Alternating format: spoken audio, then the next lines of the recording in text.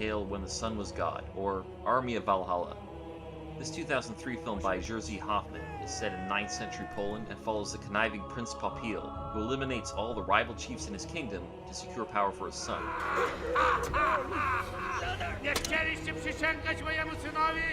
Only the nobleman Piestin can lead a revolt against the prince. But when Piestin is pursued by assassins, the hunter and former Viking Zemowit saves him. The two join forces and lead the local tribes against the prince and a party of Vikings he hires to defeat them. Ouchie! And all this while Zemowit courts the beautiful pagan priestess, Zuia. It may have the production values of a mid-90s episode of Xena Warrior Princess, but Starabasan has some charm. It's based on one of the Polish chronicles, and the story plays out like a simple legend or fairy tale, and is actually quite enjoyable in its simplicity. The good guys are good, the bad guys are bad. The damsel is in distress, but don't worry, she's also a strong, independent damsel. Number 9, Beowulf and Grendel, the 2005 film by Icelandic director Sturla Gunnarsson. Beowulf and Grendel is based on the epic poem Beowulf, credited with being the oldest surviving epic poem written in English. Although set before the Viking Age in the 6th century, it features a group of seafaring Scandinavian adventurers, so it's close enough. When the Danish king Hrothgar's mead hall is terrorized by a monster called Grendel, he calls on the legendary Geatish hero, Beowulf. Beowulf confronts the monster. Well, actually, he's more like a big hairy guy in this film. But in the process, Beowulf begins to understand Grendel's motives. Why would he fight me? Why should he? You've done nothing to him. In this way, Beowulf and Grendel deviates dramatically from the original text. It makes you empathize more with Grendel, who is only seeking vengeance for his own father. After fighting Grendel, Beowulf's men are attacked by Grendel's mom. If you mess with Grendel, you also mess with his mommy. So Beowulf must hunt her down as well. However, the more Beowulf learns about Grendel, the more he begins to doubt his own cause. Despite this melancholy interpretation of the epic poem, Beowulf and Grendel has some definite strengths, like the beautiful locations, the costume design, as well as the performances by Gerard Butler, Stellan Skarsgård, and the rest of the cast. Beowulf and Grendel is somewhat off-putting and disturbing, but in an interesting, memorable way. Number 8, Outlawed, the Saga of Gisli. This 1981 film, based on the Icelandic saga, is directed by August Gudmundsson. Set in 10th century Iceland, it follows a seriously dysfunctional family of Vikings. Two sets of brothers, related by marriage, and their respective wives are drawn into a blood feud when Asgurd, the wife of Thorkel, reveals her love for Thorkel's brother-in-law, Vestin. Vestin is murdered during the night by an unseen assassin, and because Gisli draws the spear from his chest, he must take the vengeance. However, Gisli doesn't seek vengeance on Thorkel, who happens to be his own brother, but instead on his other brother-in-law, Thorgrim. Yep, that's some convoluted Viking family drama. Once Gisli has murdered Thorgrim, he goes on the run, and repeatedly evades capture by a gang of pursuers, seeking Viking justice. Of all the films on this list, the Saga of Gisli has the most authentic feel, from the simplistic costumes, to the longhouses, to the customs and rituals they enact. This film is probably the most accurate depiction of Viking Age life on this list. The only reason it doesn't rank higher is the fact that it's quite slow, and unless you're familiar with the saga it's based on, somewhat hard to follow. You almost need to take notes in order to remember who's who and how they're related to everyone else. Number 7, Dragon's Fang, or however you say, Aina Kamniak Rastut Derivia. This 1985 Soviet film from directors Stanislav Rostotsky and Knut Andersen follows a young Slavic boy named Kuksha, whose village is raided by a band of Vikings. In Soviet Russia, you raid Viking! Sorry, I couldn't help myself. The Vikings take Kuksha captive and bring him back to their village in Norway, where he soon becomes an adopted son of the chief and an integral part of the village. Things go awry when Kuksha becomes involved with Signy, who is betrothed to Sigurd. Kuksha's adopted brother Harold helps him deal with Sigurd, but when Kuksha has the opportunity to return home, Harold attempts to imprison him in the village. Kuksha is forced to choose between Signy and his adopted family, or returning to his homeland. Although Dragon's Fang looks like it was shot a few decades earlier than it actually was, it is one of the better Viking films, simply because it's so chock full of very, for lack of a better term, Viking-y things. For instance, this ship-to-ship battle, or this epic shot of a longboat pulling into a Norwegian fjord, or the village life during the winter. Dragon's Fang has pretty much all your Viking-y bases covered. Number 6, In the Shadow of the Raven.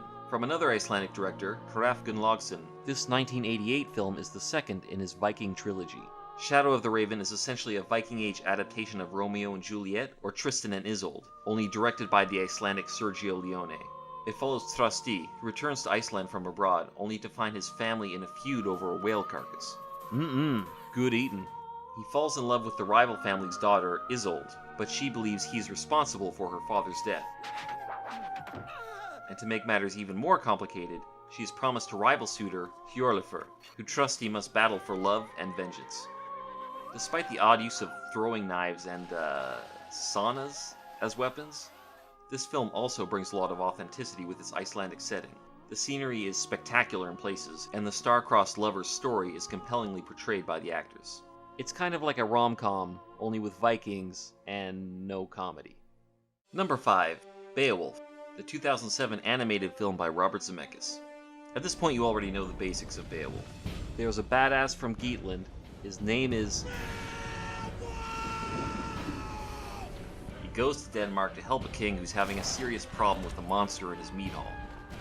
However, in Zemeckis' version, the story follows the original text much closer, at least in the first act.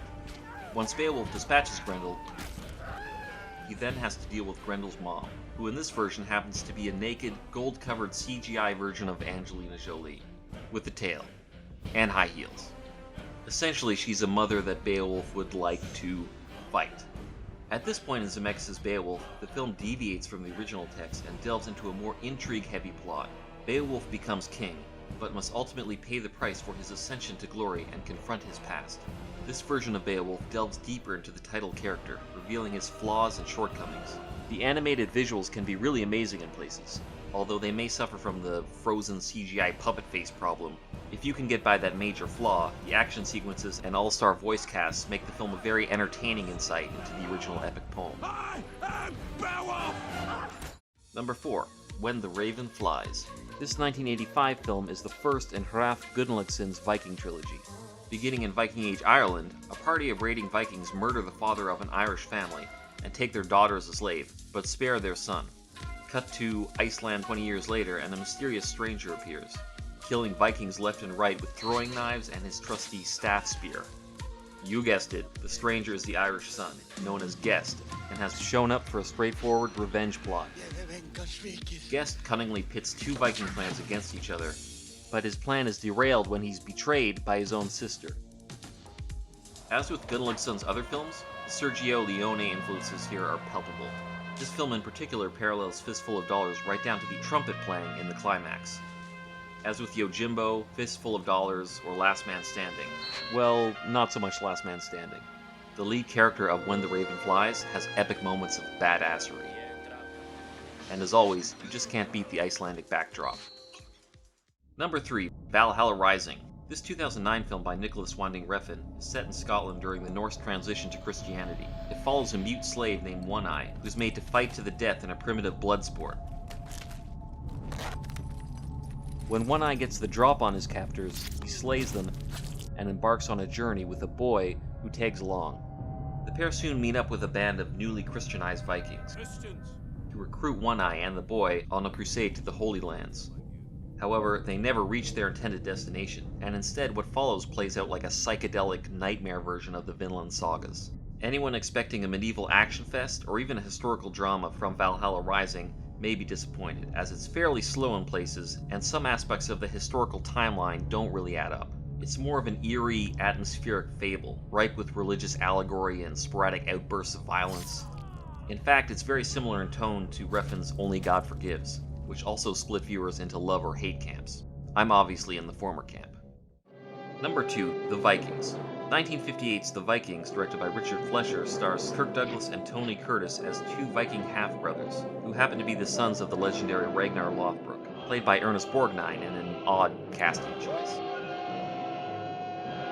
Eric is raised as a slave, but unbeknownst to him, he is the son of Ragnar. Einar, on the other hand, is raised as Viking royalty, and is the heir to Ragnar's throne. After Eric takes Einar's eye out with the falcon, the two are obviously on bad terms.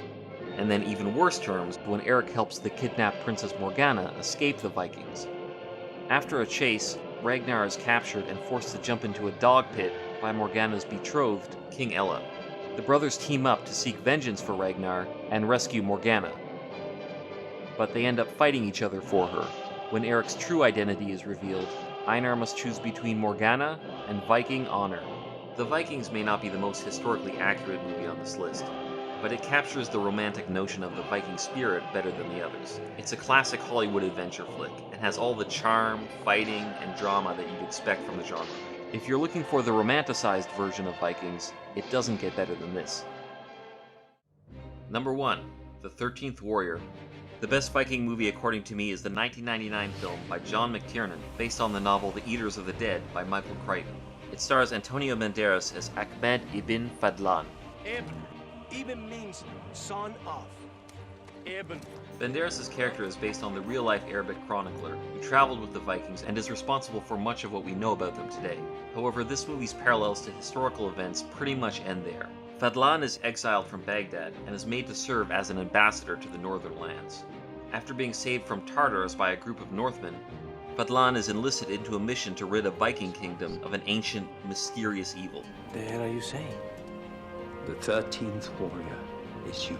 The Vikings are led by Bulvite and go to Hrothgar's kingdom to seek out the evil. Does that sound familiar? That's right, this is yet another adaptation of Beowulf. What troubles this place? The Vikings soon discover that the kingdom is under attack by the Wendel, a group of savage, monstrous humans who haven't been seen for centuries. After an initial confrontation, they go on the offensive and attempt to wipe out the Wendel's leadership. The Wendel retaliate in the final battle, in which the Viking party must face a seemingly insurmountable number of these monstrous humans. What makes this film so much fun to watch is firstly the cast of memorable characters. Let's go, little brother. It's beginning. And secondly, John McTiernan does an excellent job of building up suspense, introducing the nameless evil, then slowly revealing the identity of the Wendel, and ultimately culminating in the final confrontation, by which time we care for Fedlan and the Vikings, and truly want to see them triumph. Its pure entertainment value and rewatchability put it at the top spot on this list. So that's it for my top 10 Viking movies. Let me know if you agree with this list, and what other films you'd recommend in the genre. If you